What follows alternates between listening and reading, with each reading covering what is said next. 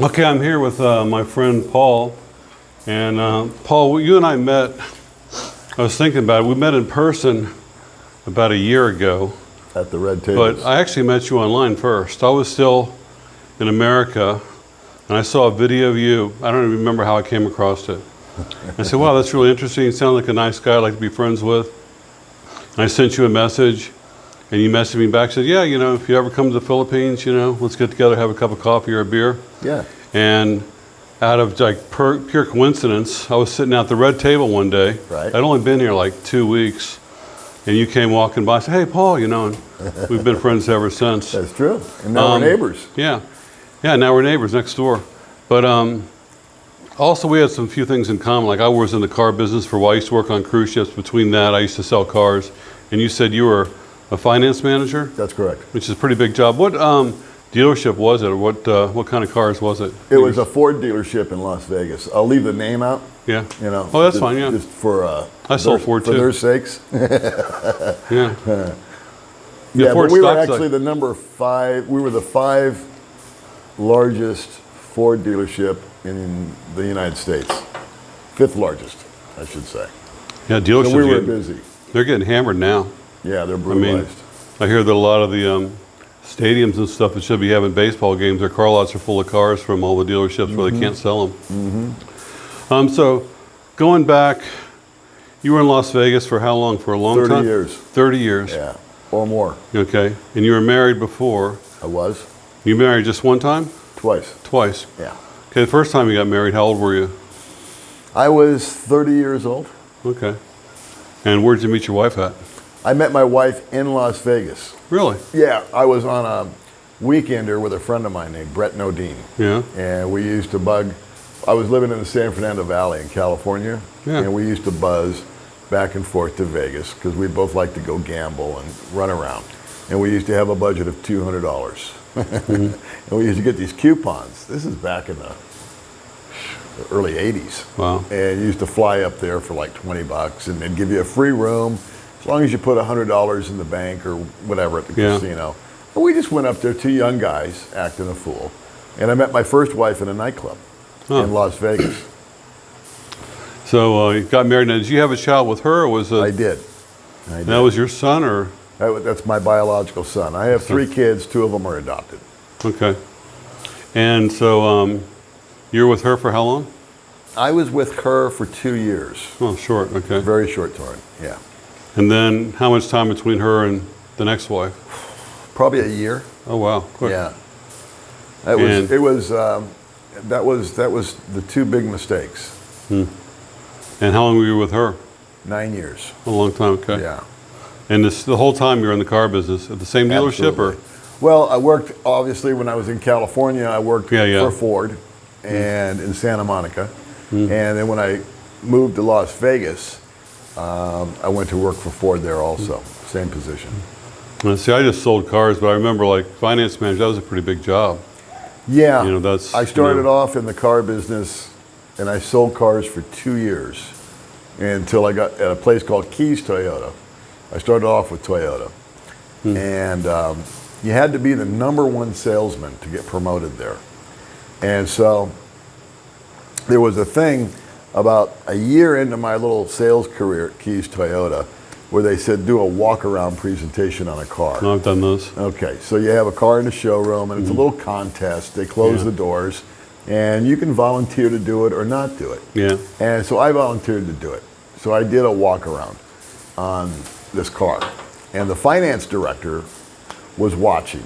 And he said, you know what? He said, I watched your presentation on the car and I really want you in my department. And Wow. I said, great, that's awesome. He says, so you got to be the #1 salesperson. But I was always a shift worker. In other words, Yeah. back in the day, you worked from 9 in the morning till 3 in the afternoon. That was it, 6 hours. Wow. We work more than that. Or 3 in the afternoon till 9 o'clock. Right. at night. Yeah. That was the shift back then. Yeah. It was And similar when I was doing it. Very it was similar. a totally different animal. So you got a demo, a draw, and a day off. You got a demo? 3Ds. Yeah. Wow, we didn't get that. Yeah, you walked into the dealer, they gave you a car, they gave you $500 just to start the job, Yeah. and they gave you a designated day off. It was called the 3Ds Yeah. back in the old car business days. Wow. And so anyway, I was a year into my little career there. He told me that, but I only worked my shift, 9 to 3. The other guys, and I would be in the top 10 every month in sales, but I never put any extra effort into it at all. And so, because I was too busy being in my 20s. I wanted to go home. I wanted to get out. I wanted to go fool around. And so, one month, the sun, the moon, the stars lined up, and everybody that I talked to that month bought a car. It's just one of those months. Yeah, I've had those. And so, boom, I was the #1 salesman. The next thing I know, they shipped me down to San Diego for 5 days to go to finance school. Yeah. And I went into the finance department there and never looked back. Oh. And you say you did finance for how many years, approximately? Approximately 30 years. Wow. The last few years that I was in the car business, I went back to sales because I didn't want to work the hours. Yeah. Again, I was really lazy again. So, when was the first time you even considered coming to the Philippines? It even crossed your mind? Okay, good question. 2005 was the first experience I had of leaving the country other than Canada or Mexico. Oh. So, in 2005, a friend of mine that I worked with in Las Vegas, he had quit, he had done all this and that, and he had moved to Thailand.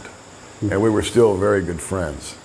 And I was going through a little rough patch in 2005 with the marriages and the this and the that and the other. And he says, you got to come down here and hang out with me for a little while. So I would never, ever in a million years have even considered coming this far away from home. Never would have crossed my mind if that invitation hadn't been offered to me. So I said, yeah, what the hell? At that time, I was in real estate. I had gotten out of the car business. I had gotten my real estate license, so I had a lot of free time and was my own boss. I didn't have any deals in escrow. I had a couple of listings. I gave those to other agents to handle, and boom, off I went. That's not that hard to get a real estate license, though, in California. That's pretty difficult, isn't it?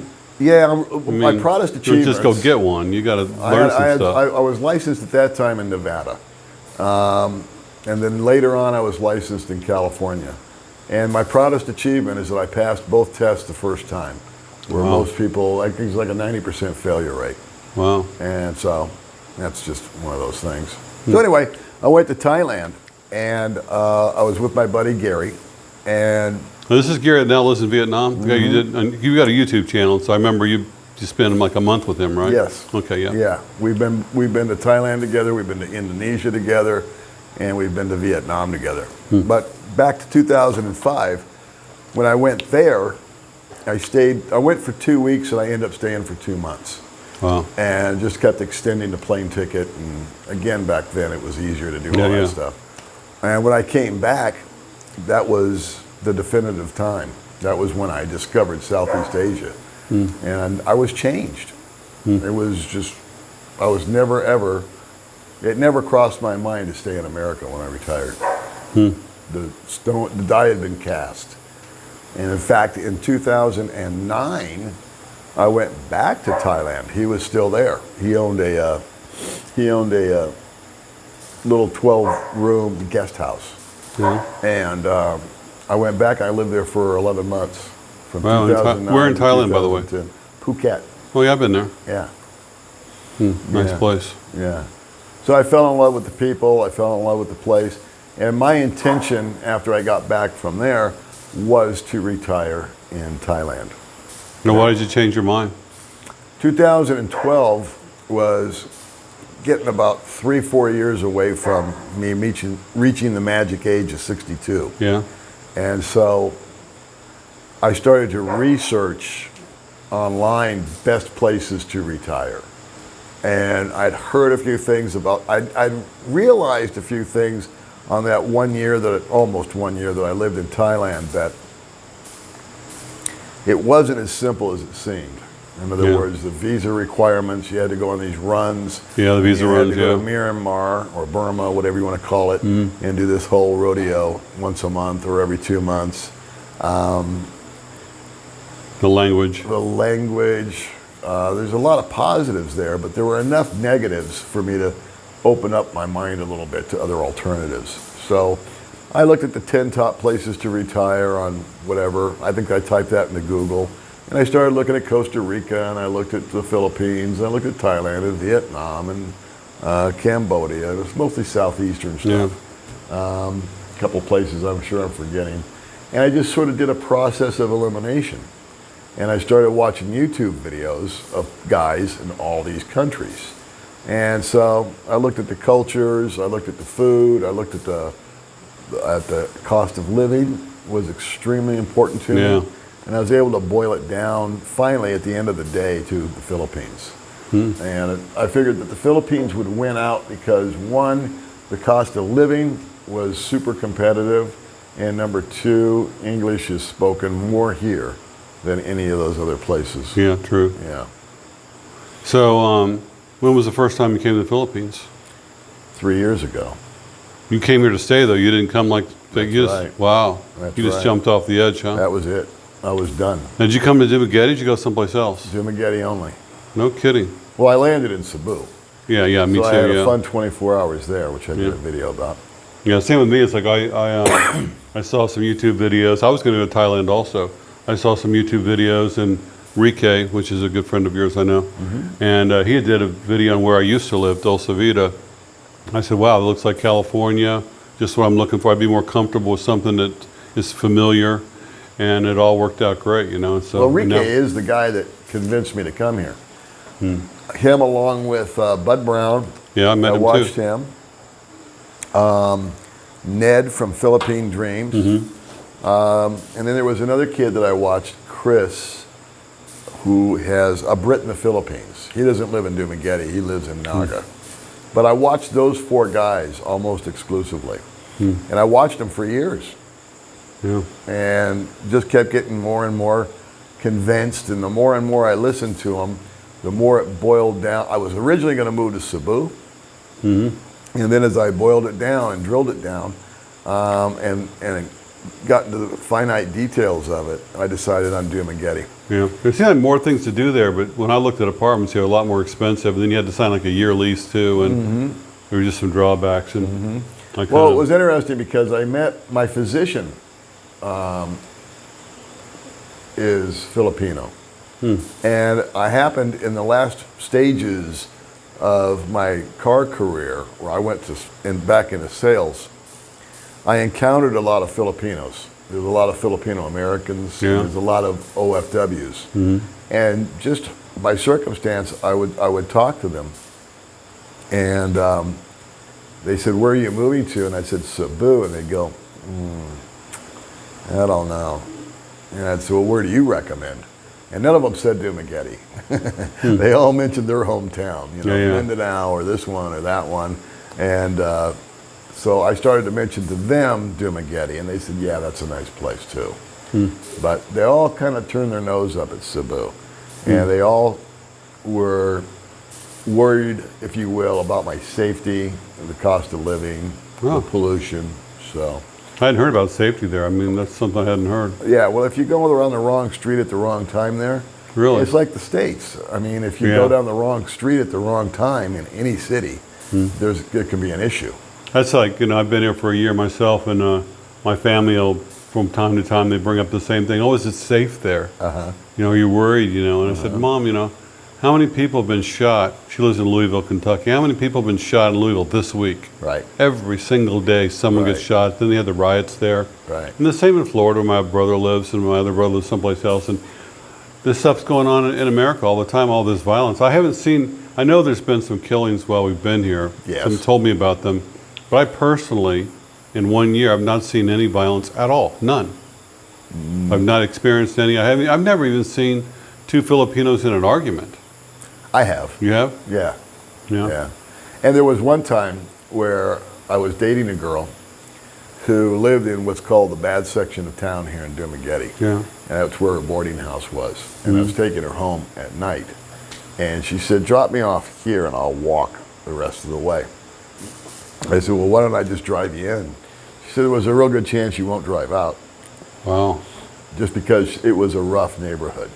So now I know that that area is kind of a rough neighborhood. It's okay during the day, Yeah. you know, if you're with people, but it's no place I've ever wandered into since that night. I've never had any inclination to go in and take a look around.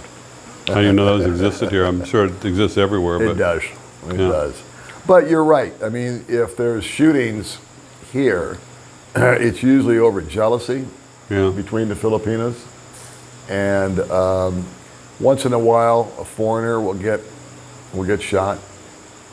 But those are hits. Yeah. You know, those are planned executions, and usually the foreigner has overstepped his bounds as far as encroaching on someone's property, on someone's wife, and the primary violence catalyst here is jealousy. It's not necessarily what you would think in Yeah. America. Not armed robbery and stuff. It's jealousy. That's not it. It's the jealousy. I think it comes down to the Dishonor. Asian thing of saving face. Absolutely. And when you embarrass somebody, you know, they have to almost do something about it because it's so traumatic for them, Absolutely. you know, and it's something we don't quite understand. Unless you have road rage, I guess. So you fly to Cebu, you Yeah. come to Dumaguete. Yeah. Now, did you have any idea where you're going to stay or Not a clue. not a clue? So No, I stayed. where at did you the- stay when you first got here? I got to the bus station, and I think it was about 6 in the morning or something like that. No, I'm lying to you. It was 6 in the evening. And, Bus station in Dumaguete? huh? In Dumaguete? Uh-huh. Why? How'd you end up there? Well, I took the bus from Cebu to Dumaguete, the Sears bus. Oh, okay. I took a bus ride. Oh, I We didn't know you left could do it- that. We left at 9 o'clock in the morning, I think, and we got here around 3 or 4. Then you get on a ferry too, or?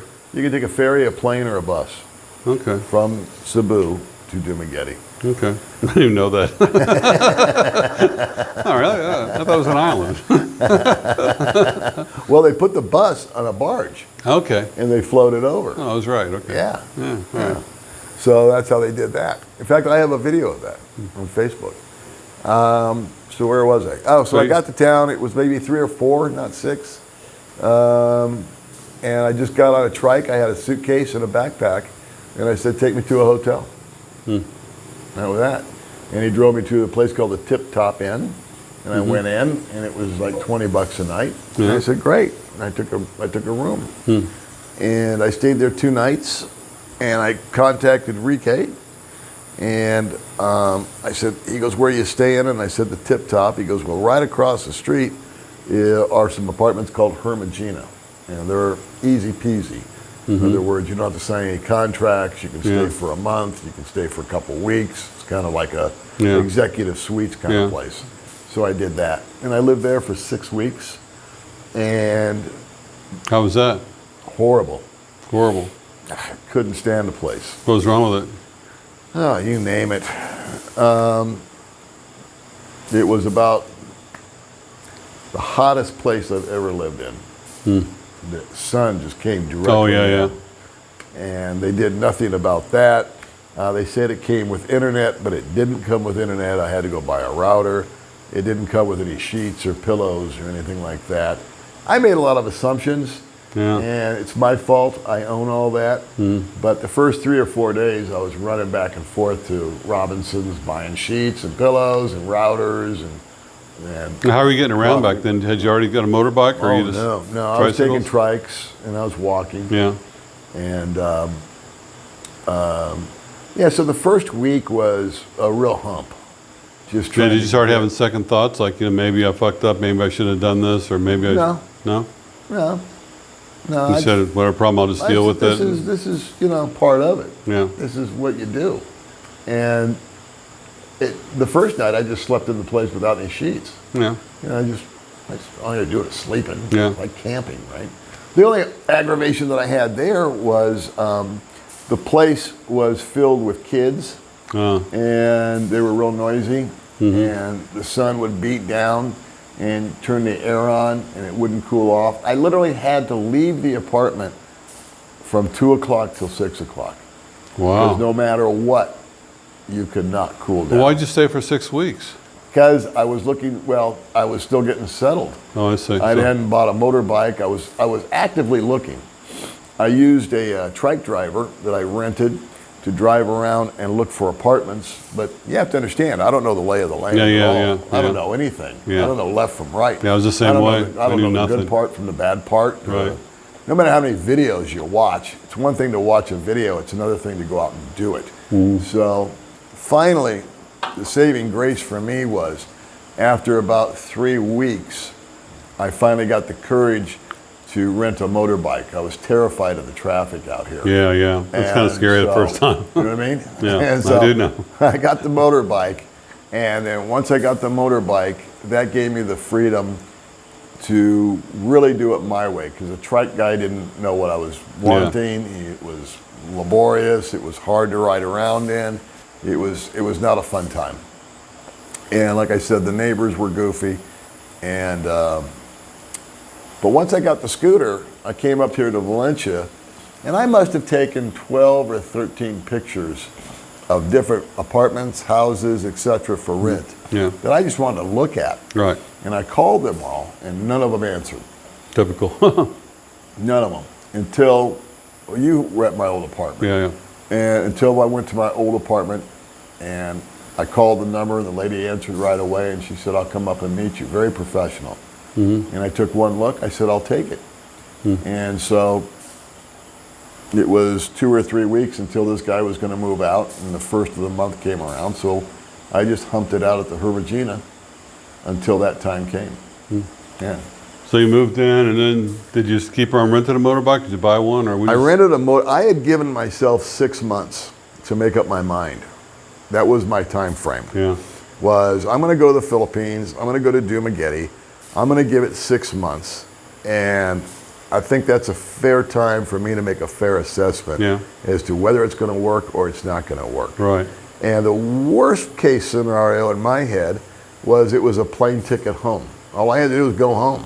If it didn't work, I'd go back to America. I'd go back to work, go back to paying rent, go back to making a car payment or whatever, and just say I tried it.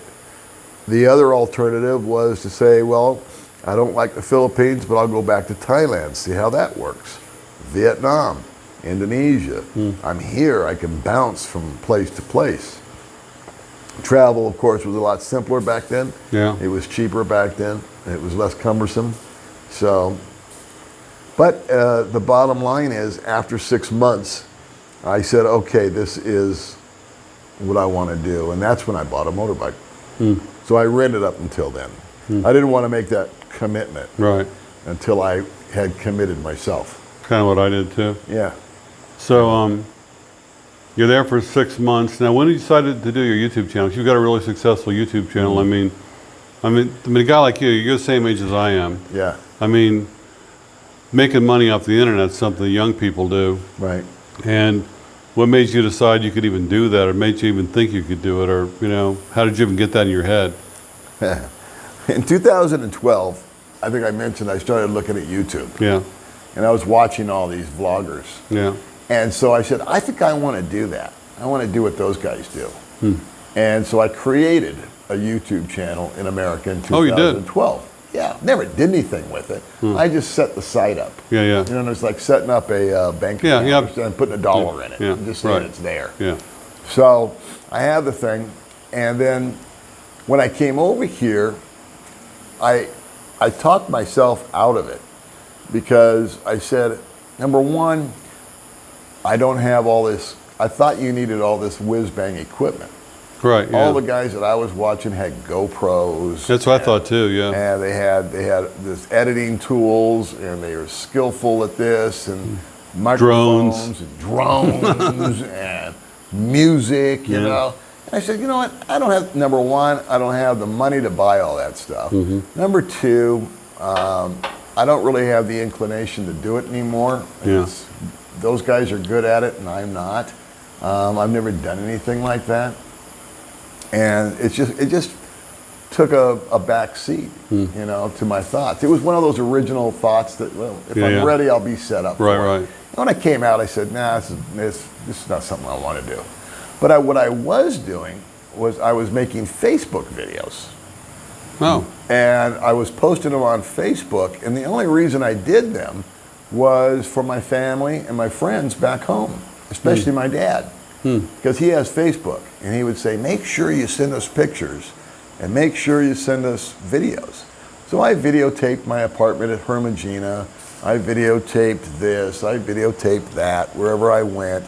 I don't even remember what I did half the time. Aren't you kind of limited on how long these can be? Are they real short, or I don't know. Yeah, I only made them for 3 or 4 minutes. And my cousins and my dad and my sister and a few of my friends would remark on them. Now, where did the one come from? Like, I saw it, I think somebody else filmed it, but it was quite deep. You know, you were talking about things that happened with your family and your problems, and I mean, it was really like, you know, emotional. And that's how I first saw you. Yeah. But where did that come from? Who did that, and why did you do it, and who filmed that? Okay. That's the actual catalyst to the whole YouTube channel, is that video. Yeah. That was a 20-minute, 30-minute, I don't remember about now. 20 minutes, yeah. Video that I made for Facebook, but I made it for myself. Yeah. I didn't make it for my friends and my family and everything else. It occurred to me, I had an emotional moment. My biological son is a heroin addict. Oh. And so I'm constantly, and was constantly, and still am, concerned over him. And so it was always it's always a condition, I guess, I've had of being in a state of kind of anxiety and worry about him. We don't know where your kids are, or what they're doing, if they're alive or if they're dead, and this and that and the other. And so anyway, I left a lot of that baggage back in America and realized that I didn't have any control over it. His addiction was bigger than I was. Yeah. So you just learn to just sort of let it go. And I was on Facebook, and it came up with a memory. You ever get a Facebook memory? It says 5 years ago, 10 years ago, this, that, the other.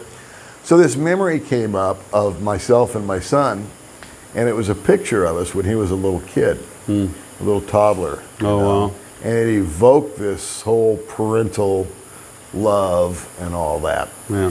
And it sparked a memory in me of the turmoil that I had gone through while living in the States. Not just him, but everything, ex-wives and other kids, and work drama and illnesses and drugs and alcohol and all these other nonsensical things that I was going through in the States. And so what I did one day, in fact, it's a year ago next week that I made that video. Really? Actually, I'm lying to you. Well, I'll get back to that. Yeah. I was just sitting there, I had this emotional moment, and I took my camera and I set it up. In fact, you're sideways with your camera. Yeah. Mine was up like this, like selfie mode, right? And I just made a video for myself why I left, why I moved to the Philippines. Because I wanted a video record to remind myself later on in life why I came here, not to forget the genesis of my journey. Yeah. And so I made this video, and it was strictly for me.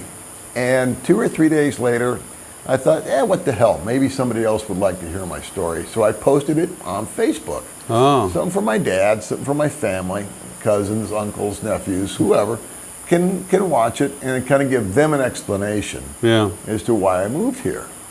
And so the video itself created a lot of buzz, if you will. And 3 or 4 different YouTube guys contacted me and said, I would really like, you to start a YouTube channel, dude. I mean, these were guys that had channels. I said, I don't want to start a channel. It's not my thing. I don't have the cameras. I don't have this. I don't have that. All my excuses. Right. And they said, if you just do what you just did, and you keep doing it, you'll blow the doors off of YouTube, is what they told me. Wow. I said, well, that's all wonderful, but I don't want to do it. And so a guy named Mike Cason, who's deceased, back then, he had a channel called My Philippine Journey. Oh yeah, yeah. Mike, he had a heart attack. I never met the man, but I heard about I him. never met him either. Yeah. But he contacted me, and he said, "Man, I saw your video on Facebook." He goes, "Are you going to start a YouTube channel? Because you need to." I said, "No, I'm not."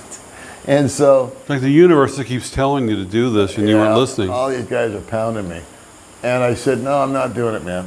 And he says, "Well, can I post your video on my YouTube channel?" Oh, that's how it got out there. I said, "Sure. I don't care. It's public anyway. You know, it's already out there. If you want to put it on your channel, go ahead." And it got 5,000 hits and 1,000 comments. Yeah. And out of the 1,000 comments, 999 of them, true story, were positive. Yeah. The last comment, comment number 1,000, was the negative comment. You know what it said? What? "I don't like this guy." I guess that's where I saw, because you replied to me in the comments, because I had no way of contacting you. You know? So, I don't know, you may have seen it on Mike's channel. And Well, it was like over a year ago, 'cause it was like a year and a month, or like a year and a month before I came here. So yeah, it was on Mike's about channel. 13 months ago, Yeah. something like that, where I saw it. But So anyway, a guy named Monty Crew, who lives in Valencia, contacted me also. And he's like the 7th guy that says, "You really need to start a YouTube channel." I said, "Well, I'll be honest with you. I don't know how to set it up because I'm terrible. I have the channel, but I don't know how to upload a video. I don't know how to make a thumbnail. I don't know how to do this. I don't know how to do that. And I really just don't want to fool with it." He said, "I feel so strongly about this that I'll come over to your house and I will do it for you." wow, True story. what a nice guy. Yeah. And he says, "You know what?" He says, "All I ask is that if your channel takes off the way I think it's going to take off, then maybe you can advertise my channel a little bit." I said, "Okay, fair enough." Yeah. So he came over and spent 2 days at Wow. my house setting it up. And he said, "Okay, start cranking out videos, bro." I said, "All right." So without a drone and without a GoPro and without a microphone and without anything else, I just did the same thing, only I turned my camera this way. And I set it up in front of me, and I would have a thought, and I would talk about it, and I would post Also, it up on so it's YouTube. first you did, because I haven't seen like all your videos. So Okay. to start off with, you was just you. Yeah, For how long was it just you? it's always been just me. But you've got other people, guests and stuff. Oh, Yeah, yeah, I mean- yeah. Then I it mean, came. Then it without- came. It was me. I was just sitting down doing what I did like in the first video. Yeah. I would just sit down and talk about, Yeah, whatever, yeah. whatever came to mind, and try to relate an experience. Kind of or therapeutic though, whatever. isn't it? Yeah, I've always said it from the start that here's what was the tipper with Monty. Yeah. I was giving him resistance too. I said, "I don't want a job. I'm retired. I don't need the money. Right. I don't need to do all this." And he said, "If nothing else, why don't you do it for your kids? That way they've got a video, and your grandkids." Yeah. He says, "Facebook could crash tomorrow. YouTube could crash, but at least it's a backup. Why don't you do that?" And I said, "You know what? Sold." So my YouTube channel is still my own video diary. It's the primary reason I do it. In fact, the only reason. I didn't go into it to make money or sell anything. I don't sell merchandise or do any of that kind of stuff. But it's been hugely successful. You had over 1 million views, haven't you? Yeah. Wow. 1 million's a lot. You think of like the largest football stadium you can think of, and you fill it up. Yeah. You know, holds like what, 40,000 people, 50,000 people. Yeah. You know, fill it up like 10 times. You know, I mean, it's amazing that. Yeah, it's a funny. It's You weird. think of how many people have watched you. It's weird. It's a lot of really people. Kind of surreal, you know. Yeah. Actually, probably